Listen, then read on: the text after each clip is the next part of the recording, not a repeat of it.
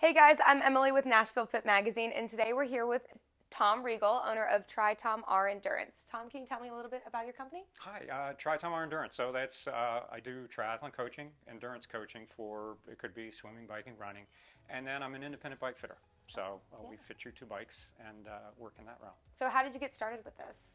It was years ago. I got into a fitness thing where I wanted to the typical right, out of shape, going up a flight of stairs and getting exhausted and trying to figure things out. I used to cycle as a kid. I was always a runner. I'm that type A person that gets bored with one sport, so I kind of tripped across triathlon. And once I got into triathlon, the process of it was what really got me going. And then once I discovered how to get fit and to prepare myself and to do all of that part, it became this lifelong obsession. So for the past 20 years, it's been racing and moving along in that realm, and then just the coaching just came after that. Yeah. So. So what would you say is the most rewarding part of coaching? It's seeing somebody accomplish something that they didn't think they could do, Yeah. right? There could be their first triathlon. It could be a 5K. It could be, shaving time off on an Ironman distance race. It could be any one of those things, but watching them actually, make that, like get through that nervous energy, get through that part of it, and then seeing their face light up. Yeah. There's just something about helping somebody reach a goal like that. That's super rewarding for me. So talk to me a little bit about the bike fitting. Is that mostly for triathlon athletes, or is that for everyone? It's for everybody, and I like to say that I'm an independent bike fitter. I love my bike shops. I have great relationships with bike shops. But years ago, when I bought my first bike, getting back into it, they basically sold me the wrong size bike, and it was because they had it there, and of course it fit me, right, according to them, because this is what they're trying to do. But they're trying to sell bikes. That's what they need to do. So I come at it as an independent fitter. I don't care what you ride or what you buy. It doesn't matter. It could be a road bike, a mountain bike, triathlon bike, cargo bikes. I fit people to beach cruisers, whatever it is to kind of that you need, you want to ride. It's just getting people active. Yeah. And there's such an empowerment piece to that. Can you talk to me a little bit about that? Yeah, absolutely. It's getting people. We want people to be active. I think ultimately that's what I hope to do, is get people active. And riding a bike can be fun. It brings you back to your childhood. You go, right, this joy of riding a bike and getting out there and the freedom of moving along at speed. It's faster than running. It's less painful than running in most aspects. And just getting people out there to kind of do that. So what do we find for them? What works for them? Is it a road bike? Is it a mountain bike? Or gravel? We've got all sorts of things that you can kind of get out there and do. And even if you've had injuries, or you've got bad back, or you've got physical disabilities that don't allow you what you think to be on a bike, we can actually connect that biomechanical need for you with the mechanical need of the bike. And once we put the two together, that joy is what happens, right? Because then all of a sudden it's not painful to ride. It's actually enjoyable, and then you start riding more, and then you become more active. Yeah. So you talked a little bit about how you got started with this because of your own experiences. How did you come about all this information, and what led you to starting this? It's one of those things where once I get focused on it, I'm a dog with a bone. I have to really nail in on this thing, and I think that's the research and the love of that was, how can I improve it? What can I do to get better? Yeah. I'm a process person, work in operations. I do things like that. I want to find efficiencies. And once I find that, I test it on myself. And then I feel that joy. I feel like, okay, I see this improvement. And then how does that marry up with other people? What does it do? Like, what works for me doesn't work for you, but how does that knowledge of seeing all of that kind of tie itself together? What can we do? And then it's just a lot of research and reading. Yeah. Like with the certification for USA Triathlon, I'm required to do a lot of education to keep my certification. We have week-long seminars and things that we got to go to, and we keep educating ourselves.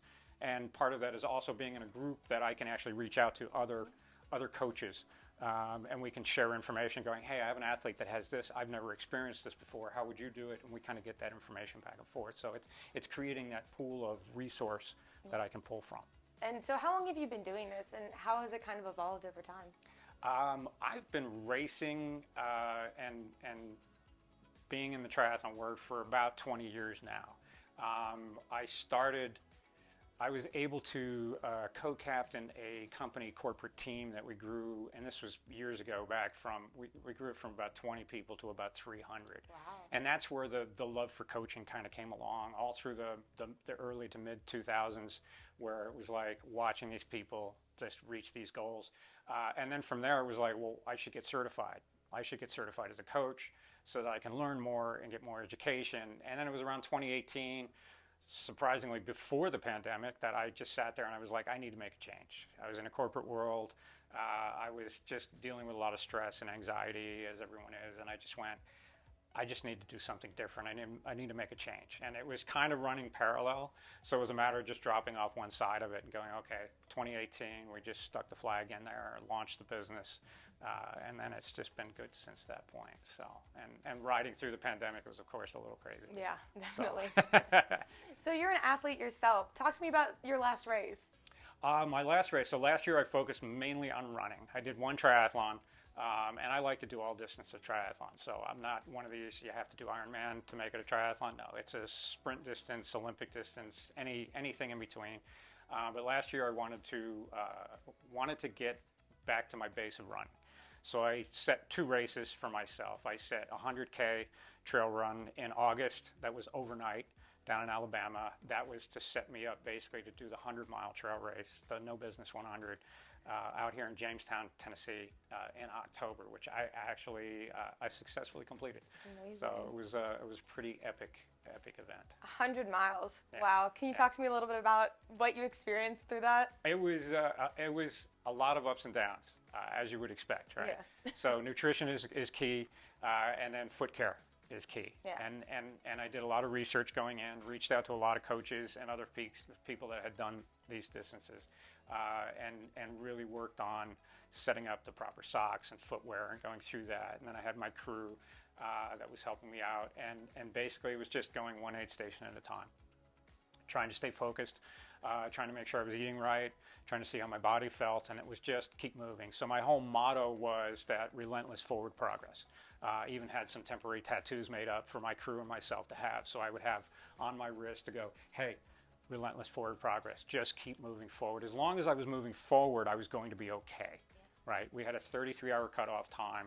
It was 14,000 feet of elevation. There was climbing over rocks, boulders, water crossings. It was crazy. It was epic. It was a beautiful race that they have. So it was great. That's a huge accomplishment. Wow. Yeah. And so do you have any advice for anyone looking to kind of transform their life and get started with triathlons? Yeah, just do it. Just get out there. It's not that difficult. And it can be triathlon. It could be anything at this point. It could be just get off the couch and be active. Yeah. If you can have a goal for the year, get out there, just get off the couch and be consistent. I think consistency is where people lose it. They get into the gym, the same thing, right? They come out, they get out, everyone hits the gym in January. They go for 2 weeks, they get tired, sore, they take a couple weeks off, and their fitness never goes anywhere. They hit that, they never get over that thing. So setting goals and... Setting goals, but just consistent. Make it simple. Yep. Get up every morning and do some mobility, right? Do a couple of yoga moves. Do something that just moves your body, and do that for 5 or 10 minutes every single day, right? Yeah. And get that consistency going. Then build from that. Then go, okay, I'm going to go to the gym. I'm going to get a coach. I'm going to get somebody or have a class where someone's going to actually show me how to lift properly. Once again, we come back to the biomechanics, right? If you don't have the biomechanics, you can't lift properly. Yeah. You get injured. You kind of go through that. But it's just basically focus on consistency. Yeah. It sounds like the same thing you had with your 100-mile race. It's just step by step, one step at a time. One step at a time. Yeah. Just keep moving forward, and everything will be fine. And that's how the training went, right? The training for that was 5 days a week of running, and it was consistent, right? Yeah. But if I got injured, I had to take a couple days off real quick and then get right back into it again. But if you try to push through the injury, if you try to push through that soreness and that pain that's not supposed to be there, then you end up taking months off, and then you go right back to zero again. So it's frustrating to watch people go through that. Absolutely, yeah. So before the camera started rolling, you told me a story about a man you helped in California get fitted for a bike. Can you tell me a little bit more about that? Yeah, it was an interesting project. So I talk about dealing with injuries and body limitations and things. This gentleman had and I'm probably not going to pronounce it right, Ehlers-Danlos syndrome, which is a syndrome that as they grow, they don't create the proper proteins for their collagen to develop properly. Which means that they're total bendy. They're super flexible, which means that they dislocate a lot of joints really easily, so they have to be careful. And it's very rare, but it does happen and go through. So here we have a gentleman that came to me to try to get fitted on a mountain bike, which kind of scares me from the beginning, because not only is it not road, it's bumpy, it's off-road, this could be jarring, what is this going to do? So we spent a good time with him. I did a little research on the disease itself so I could actually help him, and we set him up properly. If you were to look at him from a bike fit standpoint without knowing his story, you would probably think that he wasn't fit properly on the bike, because he was a lot more upright. He had to sit there because we had to line his joints up properly, right? We had to go through all of that because of his issues, right? But he was super happy and was able to go out and spend the time with his family riding bikes, which is what he loved. We had another, I had another athlete come through, an older gentleman who had a wrist issue. He wasn't able to hold a flat bar on his mountain bike, so he couldn't do that. He couldn't do the drop bars properly, which he didn't really want on his mountain bike. So what we ended up doing is researching, and the company Surly makes a big wide wraparound handlebar. So on his mountain bike, he is sitting upright and he's doing this with his bike, because his wrist can do that, his wrist can't do this, right? So once again, he had 3 cargo bikes and 2 mountain bikes that we got him fitted with all of these handlebars that sit going through that point. And that comes to this mechanical advantage that you have. And when I talk about getting somebody set right for the joy, is basically, if you're mechanically aligned, the bike is mechanically aligned. If you're biomechanically aligned with that too, then it becomes super easy. Your efficiency, just like all of a sudden you're going twice as fast with half the effort. And it's just finding those pieces to match up. And part of the joy is making people fit that way, like fitting the bike to them instead of fitting them to the bike type of thing. We've got that balance that goes through there. But that, getting people out and active that in that sense is huge. It's huge. Love that. Wow.